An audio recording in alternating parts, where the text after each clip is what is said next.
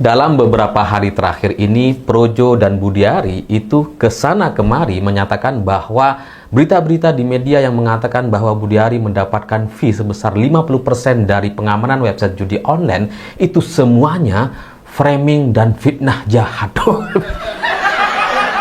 Budiari bilang seperti itu kepada media yang sebelumnya memberitakan hal yang sama, gitu kan.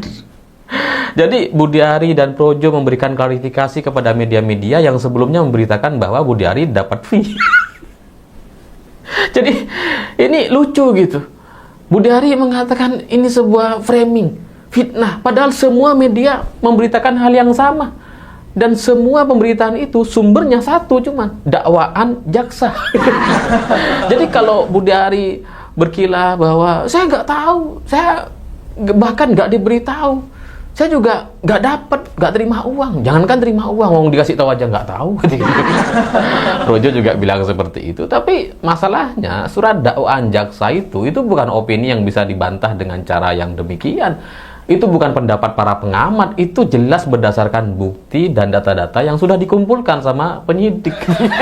Jadi surat dakwaan jaksa tidak bisa kemudian dibantah dengan opini atau cerita-cerita halu atau cerpen seperti ini.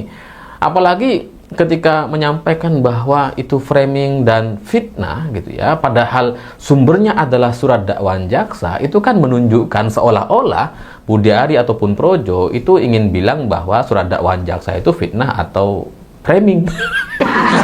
Padahal kan nggak bisa gitu.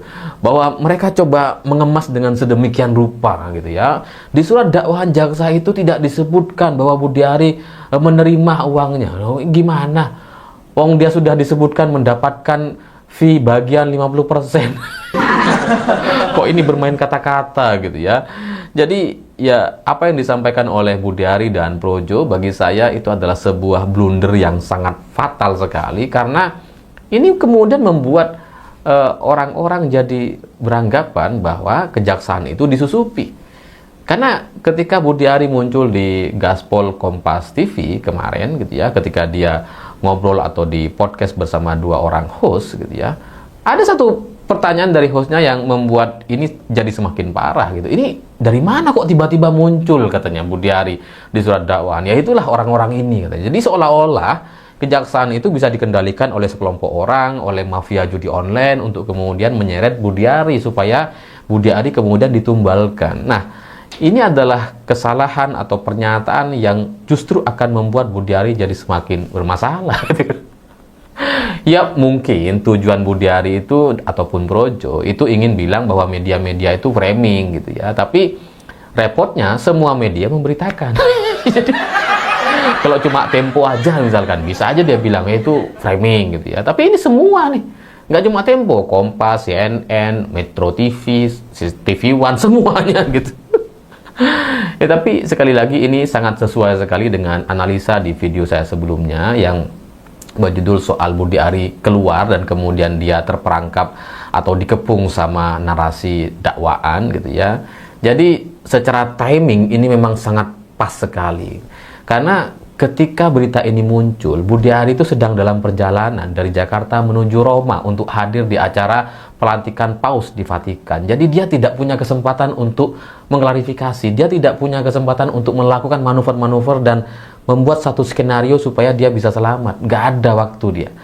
Dia ketika disebut dalam surat dakwaan bahwa Budiari mendapatkan fee 50%, dia lagi di dalam perjalanan, dan ketika dia mendarat di Vatikan juga komunikasinya terbatas. Ketika dia sampai ke Indonesia setelah mendarat di Jakarta, itu narasi atau surat dakwaan yang dibacakan oleh jaksa itu sudah mustahil untuk dibantah. Jadi bantahan-bantahan seperti framing atau fitnah dan sebagainya itu udah sangat terlambat sekali, dan itu sudah tidak bisa kemudian untuk memperbaiki situasi yang sedang terjadi. Tapi di tengah situasi yang seburuk itu, seharusnya Budiari kan meminimalisir gitu ya, setidaknya bisa mengurangi hukuman lah. Setidaknya gitu. Ya karena kalau udah terjebak seperti itu, satu-satunya solusi ya dia harus meminimalisir gitu. Tapi bukannya meminimalisir masalah, Budiari sepertinya justru menambah masalah, karena menyebutkan tiba-tiba ini otak dari semua ini Budi Gunawan katanya, entah otak judi online-nya atau mafia judi online-nya atau otak dibalik orang yang membuat jaksa penuntut umum untuk menyebut nama Budiari di dalam surat dakwaannya. Intinya Budiari menyebut nama Budi Gunawan, padahal Budi Gunawan Menko Polka, menteri juga di kabinetnya Pak Prabowo gitu.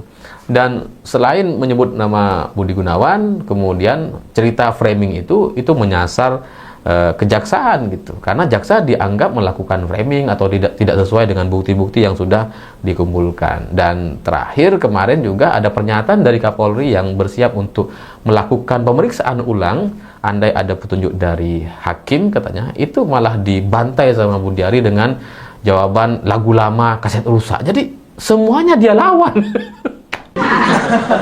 Budi Gunawan dia lawan, ya, jaksa dianggap framing, pernyataan Kapolri disebut sebagai lagu lama kaset rusak. Ya kalau kayak gini ceritanya ya udah habis rasanya. Dia lawan semuanya gitu.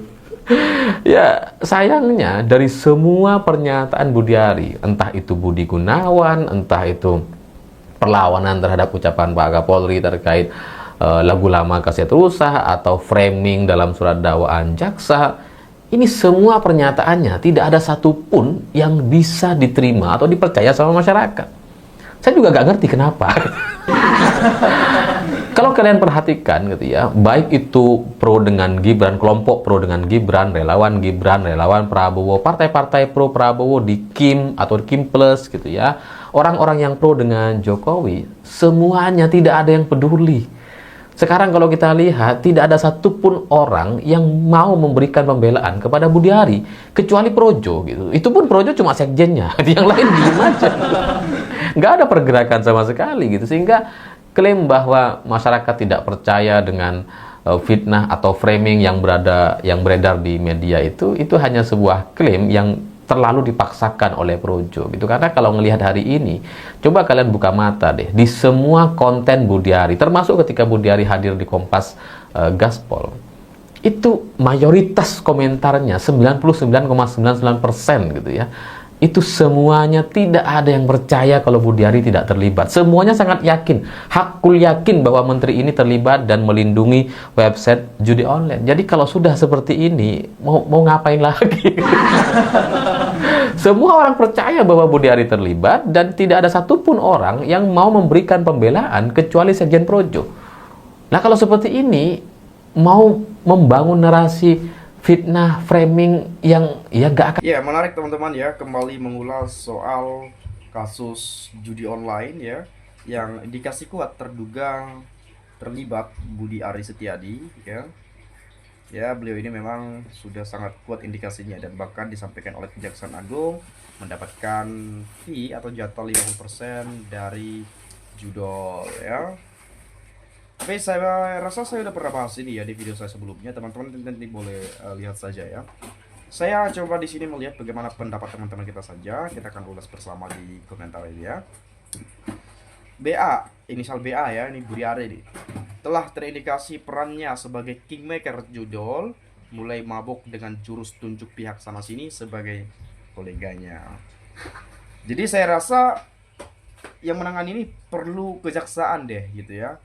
Karena ini kan tidak terkait dengan korupsi gitu ya, karena ini kan ya kasusnya apa namanya ya, kasus secara apa ya, pokoknya bukan soal keuangan negara yang dikorupsi bukannya, tapi ya menerima jatah dari pihak-pihak lain lah gitu ya, untuk melindungi atau mungkin pengamanan dan lain-lain ya.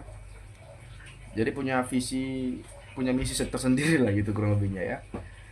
Dan ya bisa-bisa saja nanti kemudian ini diselesaikan dengan baik aja ya, secara hukum diproses secepat-cepatnya. Apakah bisa diciduk si Budiari karena katanya dia akan menyeret semua orang-orang yang terlibat di judol?